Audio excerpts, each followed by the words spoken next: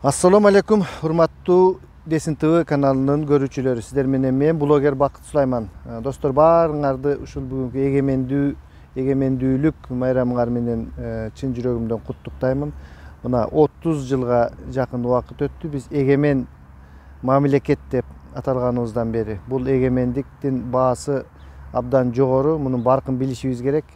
Достор, мен ушул эгемендүүлүктүн жана азыркы биздин экономикалык абалыбыздын айланасында сөз кылмакчымын. Анда эмесе мени менен болуңуздар, достор. Мына биз эгемен болгонубузга 30 жылга жакын убакыт болуп калды. 92-жылдан бери эсептесек 28 жыл болуптур. Ушул эгемендүүлүк жылдарында биз эмнеге жетиштик? Биздин эсибизде кала турган кандай жакшы нерселер болду? Ушулардын тегерегинде сүйлөшөбүз. Деги эле эгемендүүлүк жакшы нерсеби же болбосо көз каранды болуп эле курсагыбыз ток болуп жүрө бергени жакшыбы, тынч болуп өзүбүздүн эркиндигибизди бирөөлөргө бийлетип, ошолордун тегерегинде айтайынчы, достор. Мына ушул менин каналыма көп жазып, айтышып калышат. Ушундан көрө Орусиянын составына эле кирип кетсек жакшы болмок, тынч жашамакпыз, курсагыбыз ток болмок деп. Мына мен Орусияда жашаганыма быйыл 12 жыл болот, достор. Эч кандай андай силерде ой болбош керек да. Алардын экономикасы жакшы, анан кийин ошол жака кирсек жакшы жүрмөкпүз деген ушундай бизде көз караш, ушундай ойлор бар да. Биз мына чет өлкөдө жүргөн мигранттар ушул канчалык ичибизде мына жакшы жашап калгандары бар, орто жашагандары бар, кыйналып жүргөндөрү бар, ар түрдүү социалдык катмардагы мигранттар, ошондой чет өлкөдөн, Кыргызстандан келгендер бар да бул жерде.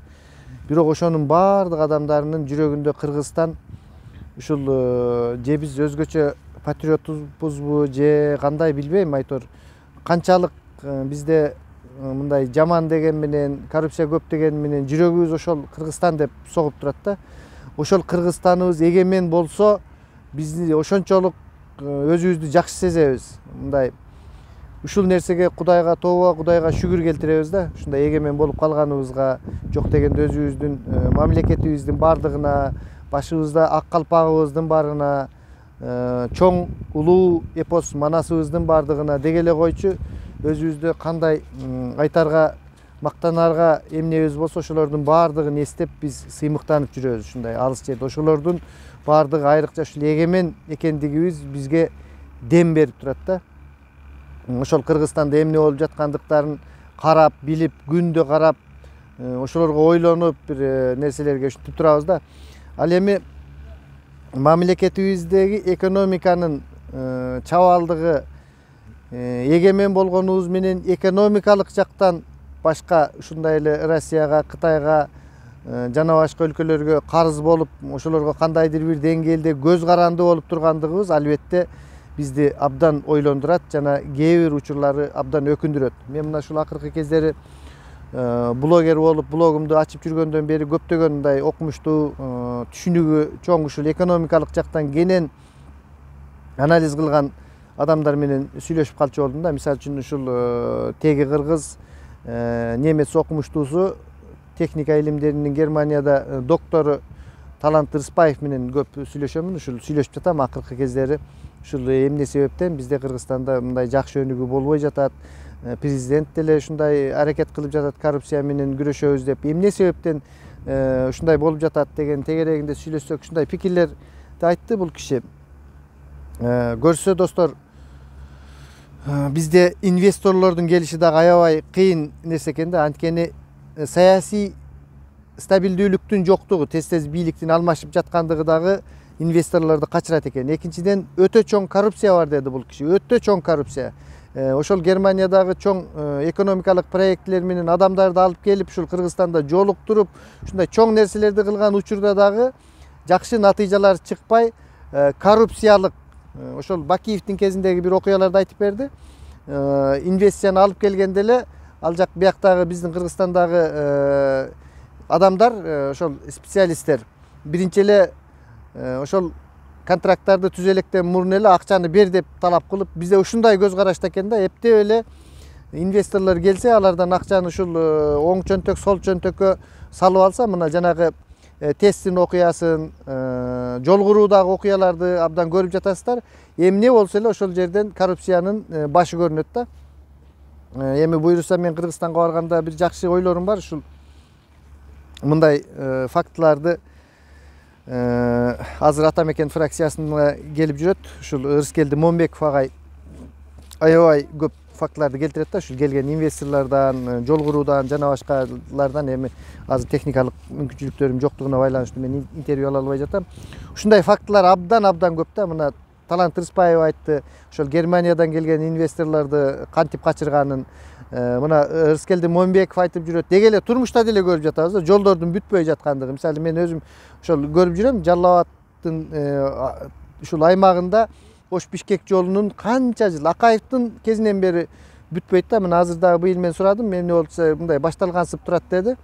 Бир жагынан ковидке байланыштырышабы же башка эмне болсо дагы ушул стратегиялык ошол мурунку жолдун өзү бүтпөй турат. Акаевдин кезинде башталган. Ал эми кийинки Атамбаевдин тушундагы 2018 жылы бүтөт деп убадаланган альтернативалык түндүк түштүк жолу деги эле ал 23 жылга чейин чозулуп кетти. Бул жерлерде дагы эмне себептен өз мезгилинде бүтпөйт, эмне себептен ушундай болуп жатат дегендерге мен деле эми мындай кесипкөй адис эмесмин, бирок ушул жерде дагы бир коррупциянын элементтери болсо керек деп ойлоймун да. Биз канчалык эгемен болсок дагы, канчалык өз алдынча көз каранды эмес мамлекет болсок дагы бизди эң белге тээп жаткан нерсе достор ушул коррупция болуп жатат да. Биринчиден коррупция, экинчиден эл аралык биздин ушул эл аралык деңгээлде иштерди алып баруучу балким ошол тышкы иштер министриби же ушундай эл аралык иштерден дагы биз бир аз аксап жаткандайбыз да. Анткени мына 2 жыл мурун билесиздер, Казакстан чек арасын жаап коюп, азыр го эми ковидке байланыштуу жабык турат, товарлар өтүп жатат. Бирок кээде Казакстан каалаган мезгилинде кандайдыр бир саясий көз караштар биздин Кыргызстан мамлекети менен туура келбей калса деле жаап коет. Кандайдыр бир башка нерселер болсо деле ушул казак боордошторубуз чек араны жаап коюп биздин экономикабызга абдан чоң соккуларды уруп жатат да. Бул дагы болсо биздин көз каранды эмес тигибизге, эгемендүүлүгүбүзгө шек келтире турган кандайдыр бир мындай жаман тенденция да. Канча адамдардын бизнестери күйүп жатат, канча адамдардын товарлары. Кана биздин көз каранды эместигибиз, кана биздин эркиндигибиз жана эгемендигибиз деген суроо жаралат да достор. Ушул жерденчи бул жерде биз эгемендүү мамлекет эмес эле ушул башка мамлекеттердин алдында көз каранды элдерибиз болсо ушул коррупциянын айынан, жетпегендиктин айынан, көңүлүнө туура келбеген социалдык ушундай жашоонун айына мына тентиреп чыгып кеттик. Бизге окшогон мигранттар абдан көп, миллиондун тегерегинде.